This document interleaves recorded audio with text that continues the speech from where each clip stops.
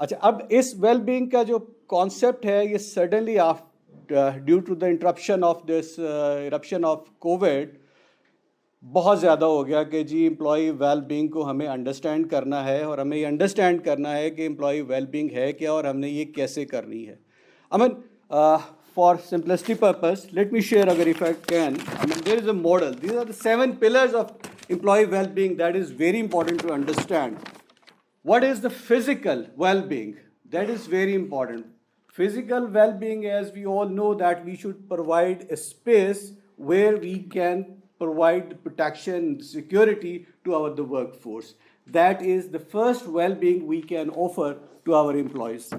And then comes the career well-being, right? It is not the welfare now. We are moving and advancing to the new dimension that is called career well-being. Are we providing an opportunity and the security, job security to the people? Really, that is also a well-being. If we can probably hire, admire, and retire people at certain stage, that is the career well-being we are offering. Then comes the financial well-being. Obviously, we all work for reward, compensation. If that compensation is there and fully commensurate with my qualification and experience, so that's the well-being. अगर मेरे साथ नाइंसाफ़ी हो रही है तो obviously we can say that is not equality. हमारे पास social wellbeing की बात कर रहे हैं कि where we are working in an environment, हमारे पास क्या वो सेफ्टी, वो सारी चीज़ें हैं कि we can socially interact with other peoples, inclusion, diversity and the working environment, that is also called employ wellbeing. उसके बाद है हमारी community. Are we moving freely in the community as a good human being, as a good worker? Do we have an ample opportunities while we work and while we live? That's a work-life balance kind of a thing. Then emotional well-being is also very important. Are we working in a stress condition or are we a happy chappy employees? वो कहते हैं ना कि वो Americans लोग आज करके they work more but they are less happy. They work more, they are less happy. So everyone is working under stress. तो यहाँ पे well-being में we have to take care of their emotional well-being as well. Last but not the least, इसमें purpose is very important. अब क्या है organization में लोग how they work, they are looking, पहले तो देखें ना, समझेंगे कि मेरी भी एक values हैं, एक organizations की values हैं. Now अब लोग कहाँ काम करने को prefer करते हैं? Where my values are in line, in sync with the organization's values. अब ये वो 7 पिलर्स हैं ऑफ एम्प्लॉय वेलबींग के जिसके ऊपर यूएस में काम हो रहा है. As of right now they are about $20 billion industry right now. 20 billion. In the next 3 years it's gonna be $80 billion industry employee well-being. अच्छा, अब employee well-being आएगी कहाँ से? Is it the responsibility of the organization? It is the responsibility of the owners actually to provide the well-being. हमें इसके लिए there are 2 dimensions which I understand. One dimension is the employee itself, the other is the employer side. Employee itself क्या कर सकता है? We all know the old methods, that is work-life balances, work-life integration. हम उसको कैसे बेहतर कर सकते हैं? अगर हम अपने work-life balances को बेहतर करेंगे तो definitely we'll be a happy workforce. जब हम happy workforce होंगे तो we'll go in an organization which is focused on employee well-being. तो यहाँ पे जो इक्विलिब्रियम बन रहा होएगा, that's an outstanding thing. Result वहाँ से हमें प्रोड्यूस हो रहे होंगे ए happy and satisfied. Richard Branson ने कहा था, train your employees so they can leave, treat them well so they don't. So this is very important that we have to understand our responsibility as an employee is in HR and the organization and the employer side as well to take a decision कि whether it is a want, it is a need and how it is actually. अब यहाँ पे मैं आपके लिए just for your purpose एक बहुत बड़ी study हुई है. डॉक्टर ब्लूम ने एक स्टडी की है जिसमें आप एम्प्लॉयज़ के बारे में उन्होंने कहा है कि how they can be a good work force productive workforce और जो आपने कहा मेंटली कितने अलर्ट हैं या एजाइल है। ऑब्वियसली मैं बता देता हूँ कि 4 पॉइंट्स इनकी थियरी है, रिसर्च है, that is based on resilience, thriving, authenticity and happiness. So you should go back and learn what is this all about, and never forget the 7 F's. अगर आपको any idea what the 7 F's are, work life balance, अगर आप 7 F के ऊपर काम करेंगे तो I am sure, sorry आपका टाइम ज़्यादा ले रहा हूँ, 7 F के ऊपर अगर आप काम करेंगे तो ना सिर्फ आपकी अपनी पर्सनैलिटी डेवलपमेंट होएगी और at the same time you will become a good human asset to the organisation. अब वो 7 F हैं क्या जी, अलाउ मी, दैट इज जी जी, faith, starting with the faith. The second most important thing is family, friends, financials, fitness, future, and the 7th is fun. अगर हम ये 7 F का मंत्रा फार्मूला अपनी लाइफ में यूज़ करेंगे तो डेफिनेटली हमारा जो माइंडसेट होएगा वो बहुत ज़्यादा प्रोडक्टिव होएगा, हम अच्छे वर्कर्स होंगे, हमारे पोटेंशियल टू प्रोडक्टिविटी का जो गैप है वो कम होता जाएगा। वैसे रिसर्च सेल्स के जी ऑलमोस्ट जो लोग हैं पोटेंशियल से प्रोडक्टिविटी में दैट इज़ 55%, पाकिस्तान में it is even less than 40%। तो only thing is we have to follow the 7 F kind of a formula, become more happy worker, और in return the organisations can always give you this, जो employee जो है आपका, sorry मैं I lost my track आपको देखते देखते भूल गया जी, एम्प्लॉय वेलबींग का जी, ठीक है जरा आपने मुझे कंफ्यूज कर दिया ना, ख़त्म नहीं कर रहा तो मैं कहा अच्छा चले मैं ख़त्म कर देता हूँ, तो मैं देखते देखते आप okay, thank you very much. देखिए इन्होंने बड़ा इंटरेस्टिंगली आपको कीज दिए, पिलर्स जिसके ऊपर एम्प्लॉय वेलबींग की बन सकते हैं। These are the keys pillars, आप अगर इनको अडॉप्ट कर ले तो किसी भी ऑर्गेनाइजेशन के कल्चर में आप कर सकते हैं। 7 F's का formula, it's not for the organisation, it's for the individuals. Organisation से अपॉर्चुनिटी देनी होती है, इस अपॉर्चुनिटी को अवेल करना इंडिविजुअल काम होता है। अगर ऑर्गेनाइजेशंस में ऐसे भी कॉम्पिटिशंस होते हैं कि आप अपना वेट लूज करके आए, आप जो मैक्सिमम वेट लूज करके आएगा इतने डेज में उसको इनाम मिलेगा, लोग पार्टिसिपेट ही नहीं करते।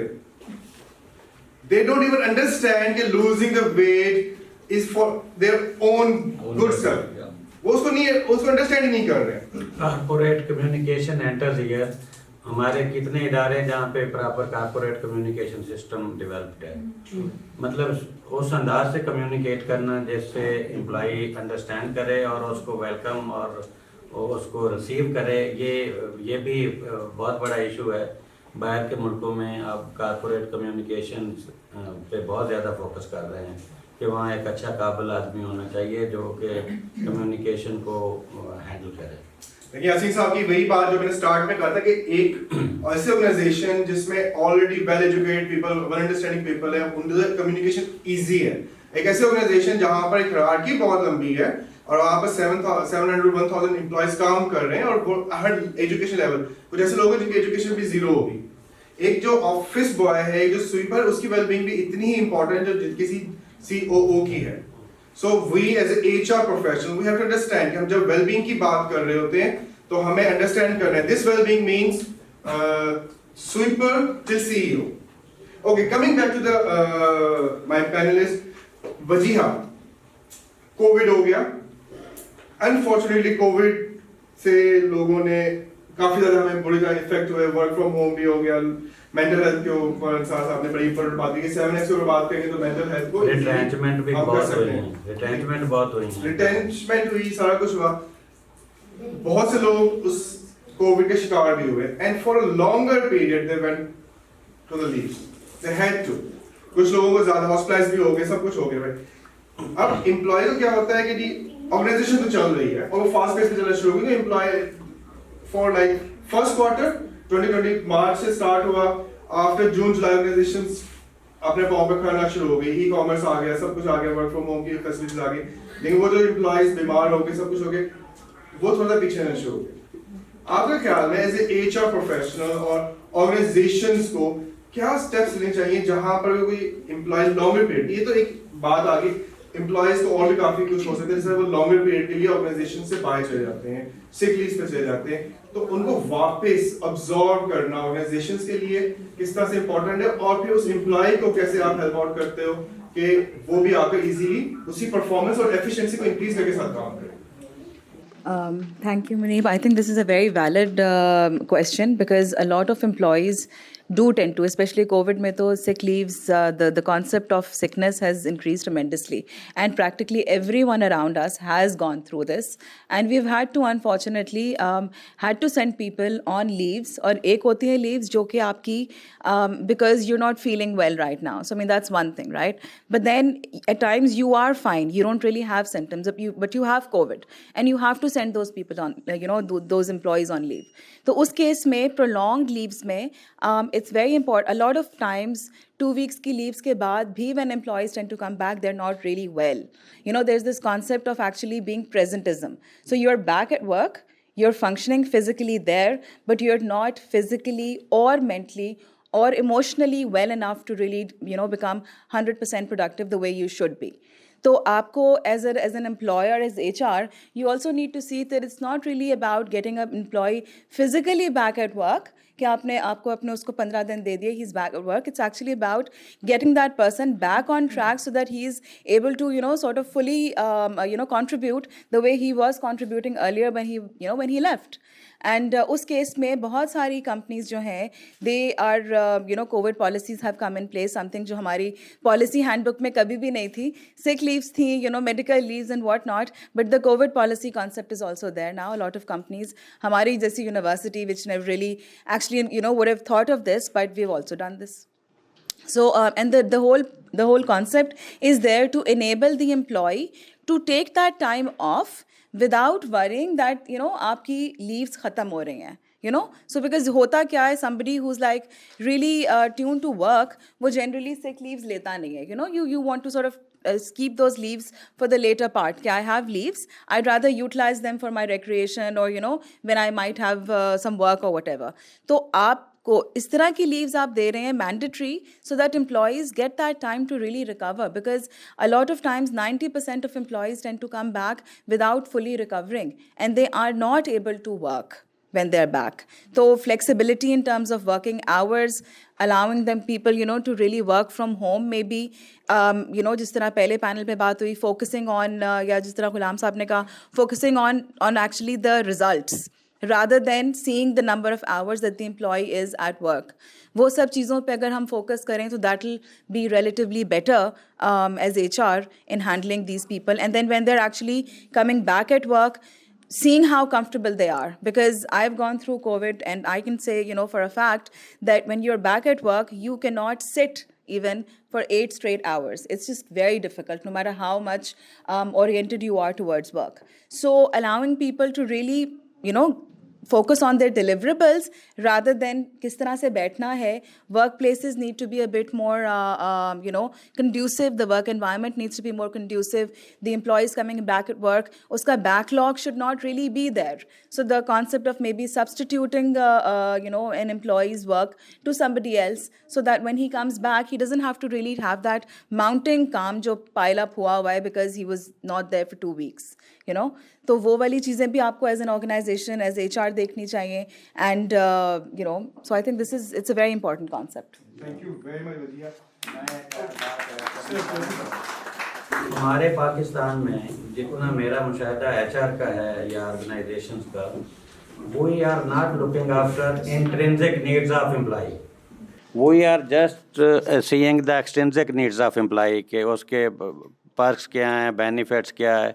इंट्रिंसिक नीड्स होती हैं कि वो जो बंदा चाह रहा होता है, हमें पता ही नहीं चलता कि व्हाट ही वांट्स, वो उसकी लाइकिंग डिसलाइकिंग क्या है, उसका कैरियर प्रोग्राम क्या है, वो क्या करना चाहता है, इसका हमें कभी अंदाज़ा नहीं होता. दूसरे नंबर पे हम प्रोडक्टिविटी पे फोकस नहीं करते, हम टाइमिंग पे ज़्यादा फोकस करते हैं कि 8 घंटे, छुट्टियां कितनी हैं.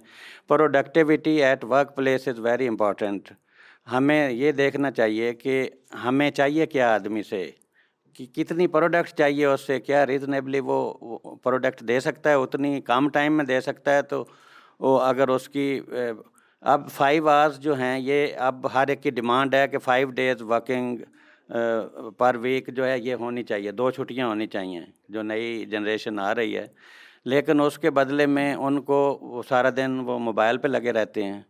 हाँ, सारा काम ही वो उधर दफ्तर में बैठ के करते हैं। नॉलेज वर्कर का बड़ा इशू है कि हर एक से कांटेक्ट है इधर उधर कि आपको कितनी सैलरी मिल रही है।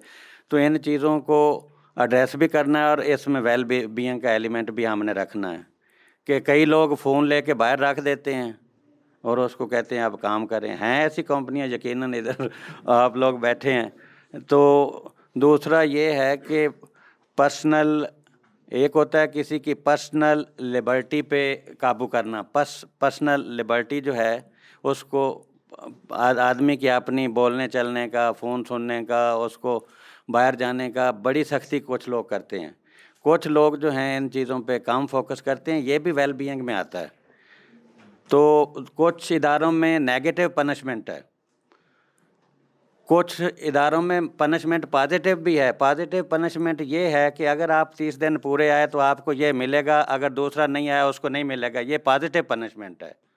एक ये होता है कि आप अगर नहीं आए तो आपकी ये चीज़ कट जाएगी, अगर आए हो तो कोई फ़ायदा नहीं, वो नेगेटिव पनिशमेंट है। तो we should also think of positive and negative punishments.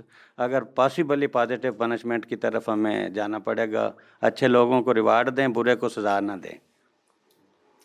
Thank you very much असीम साहब। ओके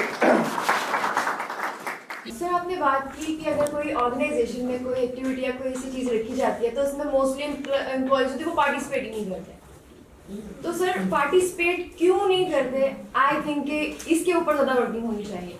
ये तो कोई एक्टिविटी है, फॉर एग्जांपल अब ऑर्गेनाइजेशन में वर्किंग स्टार्ट हो गया, फॉर एग्जांपल ऑरेंज डे है, कोई उनका पिंक डे है, ब्रेस्ट कैंसर अवेयरनेस है, तो अगर एम्प्लॉयज उसमें पार्टिसिपेट नहीं करें तो मुझे ऐसा लगता है कि शायद उनकी जो वर्क लाइफ जो है वो थोड़ी सी अनबैलेंस है। वेल बीइंग का जैसे बात की थी ऑर्गेनाइजेशन एग्जिस्ट क्यों करती हैं, तो ऑब्जेक्टिव्स की बात होनी चाहिए। वेल बीइंग का ऑब्जेक्टिव क्या है हमारा? हर ऑर्गेनाइजेशन के अंदर ये जो आप बात कर रहे हैं ना, ये ऑर्गेनाइजेशन अपनी ब्रांडिंग करते हैं। ये वेल बीइंग नहीं होती, ये ब्रांडिंग होती है कि हमारी ऑर्गेनाइजेशन बहुत हैपनिंग है, आ जाओ। हम लोग अट्रैक्ट करने के लिए बात करते हैं, हम रिटेन करने की बात नहीं कर रहे होते। ठीक है, लोगों को पार्टिसिपेट करवाना, लोगों को उसकी ऑब्जेक्टिव क्या होता है? हमें as a HR professional, it's not a management नहीं कहते कि मैंगो पार्टी करवा दो। HR प्रोफेशनल्स कहते हैं उसने करवा दिया, सीख लो। We are all here HR professionals, we have to understand this is our responsibility. ये मेरी जिम्मेदारी है, किसी और की नहीं है। मैं बहुत इजीली कहता था, मेरे CEO ने कह दिया, मेरी जिम्मेदारी खत्म हो गई, तो why I am here? I have to add value. मुझे सबसे पहले अपने देखना कि मेरी क्या वैल्यू ऐड कर रहा हूँ। एम्प्लॉय वेलबींग के लिए, Ayesha what makes you happy? Aisha has to tell me. If she's shy, then I have to put effort to understand कि what Aisha needs, not want. पहले needs की बात तो कर लें, उसके बाद फिर हम want की बात करेंगे, क्यों? want organization की, इसमें बंदे को खींचना है अपने पास. So employee well-being is a need, it's not a want. And as a HR professional, हमें ज़रूरत है अपने employees की, different categories के employees की different needs होती हैं.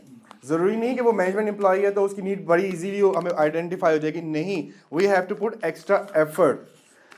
आई वुड रियली ग्लैड अंसार ने जो एक पिलर बनाए और 7S बताया, अगर हम उसके ऊपर फोकस कर लें और अपनी स्ट्रेटजी उनके इर्द गिर्द बनाए ना, तो एज ए HR प्रोफेशनल हम अपने एम्प्लॉय के वेलबींग से ऊपर काम कर सकते हैं. अगेन, एक पॉलिसी, एक स्ट्रेटजी हर लेवल पर, हर ऑर्गेनाइजेशन पर नहीं चलती. We have to be creative.